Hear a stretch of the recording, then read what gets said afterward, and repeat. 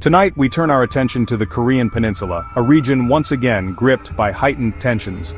Recent provocations from North Korea have sent ripples of unease across the waters separating the two Koreas.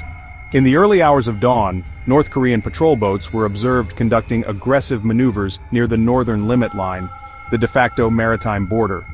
This wasn't a singular, isolated incident, but the latest in a series of calculated actions designed to test the resolve of South Korea's naval forces. These actions have forced a critical re-evaluation of defense strategies in Seoul, bringing long-standing military projects under intense and urgent scrutiny. The northern limit line has long been a flashpoint, a source of conflict and skirmishes for decades. However, the recent pattern of North Korean naval activity suggests a more deliberate and concerning strategy. Analysts point to the increased frequency and boldness of these incursions, which are no longer just brief crossings but sustained challenges to South Korean sovereignty. These naval threats are not just about posturing, they represent a tangible danger to South Korean vessels. The situation demands a robust and immediate response, one that can effectively counter the specific nature of this evolving threat from the north. A high-profile, technologically advanced project, once seen as the future of South Korea's naval power, has been abruptly halted. In response to the ever-present threat from the north, South Korea embarked on an ambitious journey to develop a formidable new weapon, the Supersonic anti-ship missile project. Its goal? Create a missile that travels faster than sound, nearly impossible for enemy ships to intercept. The project was a game-changer, a technological leap for the South Korean Navy. Designed as the ultimate deterrent against large naval targets, destroyers, aircraft carriers. Its purpose: neutralize high-value North Korean naval assets from a safe distance. Imagine a missile closing in at speeds exceeding Mach 2, Mach 3. At that speed, reaction time for ship defenses drops to seconds. South Korea could strike first and strike hard, crippling an adversary's naval command structure. The project was the pinnacle of South Korea's defense tech, a symbol of military superiority. Development required massive investment and expertise. Top engineers and scientists from the Agency for Defense Development tackled huge hurdles. It was in essence designed to be the shield and the sword of the Republic of Korea Navy. The journey of the Supersonic anti-ship missile project began with high hopes and strategic urgency over a decade ago. In the mid-2010s, following a series of naval clashes with North Korea, South Korea's defense planners identified a critical need for a more powerful and faster anti-ship weapon. The initial concept studies began around 2014, with the Agency for Defense Development laying the groundwork. By 2017, the project was officially greenlit, securing its first major round of funding, moving from theory to active development. The period from 2018 to 2021 marked intense research and development. This is when the core technologies started taking shape. Teams focused on the ramjet propulsion system, which is essential for achieving and sustaining supersonic speeds. Other teams worked on the missile's guidance systems and control systems. During this time, the project achieved several key milestones: successful wind tunnel tests, preliminary simulations that demonstrated viability. By 2022, the project had advanced to the prototype stage. The first land-based test launches were conducted at the Anhung test site. These tests, while not fully successful in all aspects, provided invaluable data for the engineering teams. They helped identify issues related to flight stability, engine performance, and system integration. The government allocated additional funding in 2023 and 2024 defense budgets, signaling continued commitment to the program. The missile was on track for initial deployment by the late 2020s. However, as 2025 dawned, the strategic landscape began to shift dramatically. North Korea's naval provocations became more frequent and adopted a different character. The timeline of ambition was about to collide with the harsh reality of an evolving threat. The beginning of the end for the Supersonic missile project can be traced to a series of critical events in the spring and summer of 2025. It started with a classified intelligence report circulated within South Korea's Joint Chiefs of Staff. The report detailed a significant shift in North Korea's naval strategy. Instead of investing in larger, more conventional warships, Pyongyang was observed mass-producing small assault craft, fast assault craft, heavily armed assault craft. These vessels, often operating in coordinated groups or swarms, presented a new kind of threat that the powerful long-range supersonic missile was not designed to handle efficiently. This intelligence prompted a comprehensive defense posture review in May 2025. Military leaders were tasked with assessing current and planned capabilities and whether they were aligned with the new North Korean threat. During this review, the Supersonic missile project came under intense scrutiny. While technologically impressive, its high cost per unit, estimated at several $1 million per missile, was flagged as a major concern. Firing such an expensive weapon at a small, low-cost North Korean patrol boat was deemed economically unsustainable and strategically inefficient. The review highlighted a growing capabilities gap in close-quarters naval defense. The turning point came in July 2025 during a closed-door session of the National Assembly's Defense Committee. High-ranking officials from the Defense Acquisition Program Administration presented a stark cost-benefit analysis. They argued the funds for completing the supersonic missile could be repurposed to procure a larger number of smaller weapon systems, more agile weapon systems, more cost-effective weapon systems. These systems would be better suited to countering swarm tactics. The committee heard testimony that continuing the project would divert critical resources away from more immediate and practical defense needs. Finally, on September 5, 2025, the decision was made. The Ministry of National Defense officially announced the suspension of the Supersonic Anti-Ship Missile Project following recommendations from the Joint Chiefs of Staff and DAPA. The announcement cited the changing security environment on the Korean Peninsula and the need to optimize the defense budget for maximum efficiency. Years of research and billions of won invested were now set aside in favor of a new strategic direction. In the immediate aftermath of the shutdown, government officials moved quickly to explain their decision to a surprised public. The Minister of National Defense held a press conference where he framed the move not as a failure, but as a pragmatic and responsible adjustment. Our security landscape is not static, it is fluid and constantly evolving, the minister stated. This decision reflects our commitment to a flexible and responsive defense posture. We must allocate our precious resources to capabilities that directly address the most pressing threats we face today, not the threats of yesterday. He emphasized that the move was about strategic realignment, not abandonment of naval defense. Statements from the Joint Chiefs of Staff echoed this sentiment, focusing on the operational realities of modern naval warfare. A high-ranking admiral explained, "The nature of the maritime threat has shifted towards asymmetric tactics. We are seeing a greater emphasis on swarm attacks by small, fast vessels. Our analysis concluded that we need to bolster our defenses with systems capable of engaging multiple targets simultaneously and cost-effectively." He assured the public that the Navy's readiness would not be compromised, and that alternative solutions were already being fast-tracked to fill any perceived gaps in their defensive capabilities. The Defense Acquisition Program Administration, the agency responsible for overseeing the project, provided the financial and logistical rationale for the decision.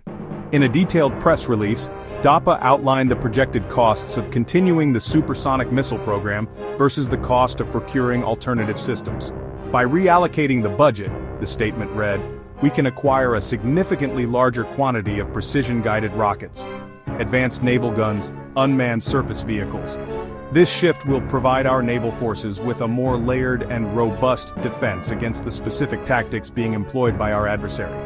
Despite the unified front, there were subtle hints of disagreement within the official narrative. Some anonymous sources within the Agency for Defense Development, the scientists who had worked on the project for years, expressed deep disappointment. One official, speaking on the condition of anonymity, told a local news outlet that shelving such an advanced technology was a short-sighted move. He argued that while the immediate threat might be swarm boats, the long-term strategic value of a supersonic missile capable of deterring larger, more powerful navies in the region should not have been discarded so easily. The news of the project's cancellation sent shockwaves through the public and defense community, sparking a fierce debate. On one side, many citizens expressed concern and confusion. On popular online forums and social media, comments flooded in questioning the wisdom of abandoning a project promoted as a cornerstone of national security. What about all the money we already spent? Is it all just wasted now? One user wrote, a sentiment that was widely shared. Many viewed the decision as a step backward, a sign of weakness in the face of North Korean provocations. On the other hand, a significant portion of the public and many defense analysts supported the government's decision as logical and necessary. Military experts on news programs explained modern defense isn't about the single most powerful weapon, but about having the right tools for the right job. One prominent analyst, "It's like owning a powerful sniper rifle when you're facing a swarm of hornets. The rifle is an incredible weapon, but it's not suited for that specific threat." South Korea needed a shotgun, and this decision allows them to acquire one, metaphorically speaking. The reaction from the political opposition was swift and critical.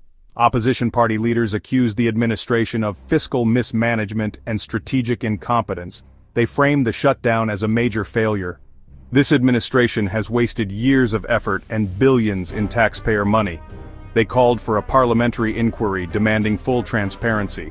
Meanwhile, the scientific and engineering communities that had poured efforts into the missile's development were left disheartened. Researchers at the Agency for Defense Development felt a sense of professional loss. While they understood the strategic rationale, they worried about the long-term impact on South Korea's high-tech defense industry. Halting such a high-profile project could stifle innovation and discourage a new generation of scientists from entering the defense sector. The decision, while strategically sound to some, left a trail of disappointment and political fallout in its wake. The decision to halt the Supersonic missile project cannot be understood without looking directly at the actions of North Korea. Pyongyang's strategic adjustments in its naval forces were the primary catalyst for Seoul's policy reversal. For years, South Korea's defense planning assumed North Korea would build a conventional navy with larger ships. The supersonic missile was the perfect countermeasure. A high-tech silver bullet designed to sink destroyers, designed to sink frigates. It was a solution for a threat North Korea had no intention of posing.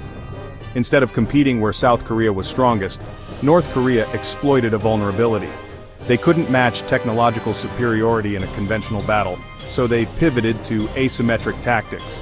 Intelligence over the past year revealed massive investment in assault craft, small boats, fast boats, difficult to detect boats. These boats often carry rudimentary rockets and heavy machine guns. They're cheap to produce and can be deployed in large numbers. The goal? Overwhelm a superior vessel's defenses. A swarm tactic. This shift fundamentally changed the strategic equation for Seoul. A single multi-million-dollar supersonic missile is inefficient against a small, agile boat costing a few $100,000. Firing one is like using a sledgehammer to kill a fly. Warship launchers carry only a limited number of large missiles. A swarm could exhaust interceptors and missiles, leaving the ship vulnerable. South Korean planners realized they were preparing for the wrong fight. It was a stark wake-up call that forced a re-evaluation of naval superiority. It's not just the most powerful ship or the fastest missile, it's flexibility to counter the actual tactics used. North Korea's low-tech, high-volume approach rendered South Korea's high-tech, low-volume solution strategically questionable. Pyongyang, without firing a shot, effectively disarmed one of Seoul's future weapons by changing the rules of the game. In place of the supersonic missile, South Korea is pivoting to a more diversified defense doctrine. Layered defense concept, cost-effective engagement. The core idea? Counter North Korea's swarm tactics with a swarm of defensive systems. The Ministry of National Defense is fast-tracking new weapons for close-in maritime combat. It's a shift from a single, high-impact weapon to many smaller, interconnected systems. Guided rockets, advanced naval gun systems. These weapons are cheaper, can be fired in rapid succession, and are ideal for engaging multiple small targets. Next-generation 76mm cannons, next-generation 40mm cannons. Using smart, course-correcting ammunition to increase accuracy against agile boats. That firepower density creates a protective screen around naval vessels, neutralizing many incoming threats simultaneously. Unmanned systems will play a much larger role. Budget reallocated to unmanned surface vehicles, USVs. Budget reallocated to aerial drones. These unmanned platforms can be sent ahead of the fleet as scouts, identifying threats early. Some USVs will be armed as a disposable front line to engage enemy boats before they reach high-value ships like destroyers. This creates a buffer zone and reduces risk to human sailors. The strategic pivot is also about integration, networking all systems via an advanced command and control system. Data from drones, USVs, ship-based radars, coastal surveillance systems, all fused into a comprehensive, real-time battlefield picture. That enables commanders to make faster, more effective decisions, allocating the right weapon to the right target with maximum efficiency. The goal?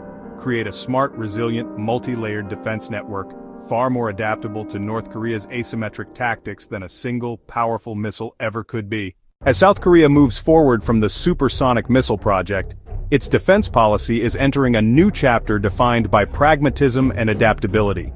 The immediate future will see a rapid infusion of funding into the systems that support the new doctrine. We can expect to see major contracts awarded for guided rockets, advanced gun systems, a fleet of unmanned vehicles within the next 12 to 18 months. The focus will be on getting these new capabilities deployed to the front lines as quickly as possible to close the gap exposed by North Korea's swarm tactics. This period will be one of intense acquisition and integration.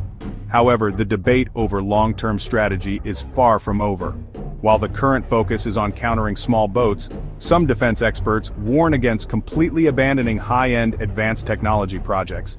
They argue that while North Korea is the most immediate threat, South Korea must also consider the broader regional security environment, which includes increasingly powerful navies. The technology and expertise developed during the Supersonic missile project are not entirely lost. It is likely that this research will be preserved and could be revived in the future if the strategic calculus changes once again. This decision will also have a lasting impact on South Korea's domestic defense industry. Companies that were positioned to be major suppliers for the supersonic missile will now have to pivot their business models. At the same time, new opportunities will emerge for firms specializing in robotics, artificial intelligence, smaller guided munitions. This shift could foster a more diverse and agile defense industrial base in the country, one that is less reliant on a few large-scale projects and more capable of rapid innovation in response to emerging threats. The government's choices will shape the direction of this vital industry for years to come.